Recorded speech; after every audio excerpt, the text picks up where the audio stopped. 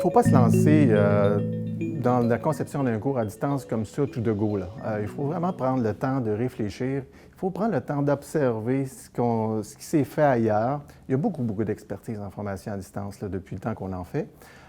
Les collègues dans votre département, dans votre établissement d'enseignement, votre cégep ou votre université, peut-être qu'il y en a qui en ont fait. Souvent des pionniers qui sont intéressés à la chose, qui ont développé des aspects plus technologiques peut-être. Il faut aller voir ces gens-là. Il faut vraiment regarder ce qui s'est fait le plus près de vous. Alors, ça commence par ça. Et évidemment, il y a beaucoup d'expérience dans certains établissements d'enseignement au Québec puis dans le monde. Il y en a partout maintenant. Donc, et c'est disponible beaucoup sur le web. Donc, il faut être à l'affût. Mais non seulement ça, il faut suivre la formation, évidemment, proposée par l'Université TELUC, mais après ça, il faut se donner un temps de réflexion. Il faut qu'à un moment donné, on dorme là-dessus, comme on dit, pour faire en sorte que les scénarios d'apprentissage, les différentes idées qu'on peut avoir versus un cours, s'agrègent, fassent un tout cohérent. C'est normal d'avoir plein d'idées aussi au début. À un moment donné, il faut choisir les bonnes idées à travers ça, déterminer ce qu'on peut faire et ce qu'on ne peut pas faire ou ce qu'on pourra faire peut-être plus tard. Alors ça, c'est un point très important. L'autre point, c'est essayer de ne pas travailler seul dans son coin. C'est une entreprise qui peut être d'envergure, évidemment, dépendant, comme on disait tout à l'heure, du mode et d'un certain nombre d'autres facteurs. Et lorsqu'on travaille sur un projet comme ça, bien, c'est bon de s'entourer. S'il y a des ressources dans votre établissement d'enseignement, des professionnels de différents ordres, au niveau du conseil pédagogique, au niveau de l'intégration multimédia, de la vidéo, etc., allez les voir, allez les consulter. Éventuellement, s'il y a des disponibilités, évidemment, il faut en profiter. Et aussi, allez voir, allez consulter vos étudiants. Dans le micro-programme, on a consulté des étudiants. Ils nous donnent des bons trucs, les étudiants. Ils ont eux-mêmes vécu la formation à distance.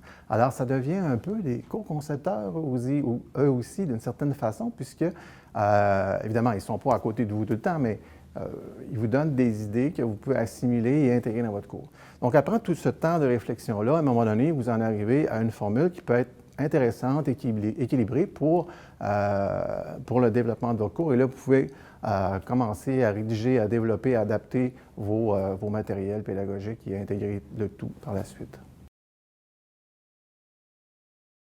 Moi, j'ai vu beaucoup d'enseignants arriver un petit peu en panique aux formations que je donnais, aux premières rencontres que je faisais avec eux.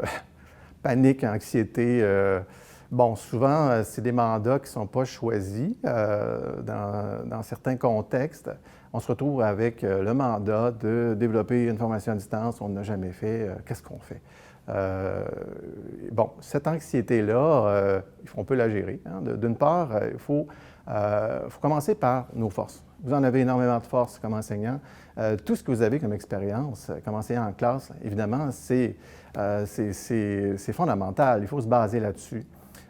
Si vous avez des formations en pédagogie ou en formation avec certaines technologies, c'est des plus, évidemment. Tout ça va être récupérable. Alors, on ne commence pas à zéro, là, absolument pas. On bâtit sur ce que vous faites déjà. Bien sûr, il faut adapter. Il faut s'ouvrir à de nouvelles choses. Il faut apprendre pas mal de choses. Il faut des fois réapprendre la pédagogie, apprendre à utiliser les nouveaux outils. Et tout ça, ça se fait graduellement. Alors, bien sûr, dans certains cas, il peut y avoir une courbe d'apprentissage assez importante rapidement, mais comme on disait tantôt, il faut prendre le temps de réfléchir, prendre le temps de développer un bon design à partir de ce qu'on a comme expérience, établir sur ses préférences. Si ça ne vous tente pas de faire, je sais pas moi, de la classe virtuelle, trouvez ça trop intimidant, c'est une grosse bébelle avec plein de boutons, bien, peut-être commencer par observer ce que les autres font. Éventuellement, vous en ferez peut-être une, deux, trois. Vous apprivoiserez le monstre, que j'appelle ça des fois, ces grosses bébites-là technologiques, des monstres. Alors, ça s'apprivoise. Tranquillement, on vient qu'on est plus à l'aise. On est capable de prendre les questions des étudiants. On est capable de faire du travail d'équipe. On fait des sondages. On devient tellement habile avec l'outil qu'à un moment donné, ça devient pratiquement naturel. Alors, il faut prendre le temps comme ça d'assimiler. Donc, tabler sur vos forces, vos préférences. C'est la même chose pour le forum, pour les différents outils. Et une erreur qui est à éviter, évidemment, c'est de tomber dans le travers de parce qu'il y a un outil, on va l'utiliser. Je ne sais pas si vous vous rappelez, au début d'Internet, les sites web, il y avait des sites web qu'on appelait pizza. Bien, il y a cette tendance-là aussi, quand on commence à utiliser des plateformes d'apprentissage, des fois, on a tendance à utiliser tous les outils qui sont disponibles parce qu'ils sont là. Ah non, c'est pas ça, faire un bon cours à distance, là. Les outils qu'on choisit doivent être en fonction des sites d'apprentissage et des activités qu'on veut élaborer, là. Alors, il faut avoir, au bout du compte, un site qui va être dépouillé de l'extra, hein, centré sur l'important.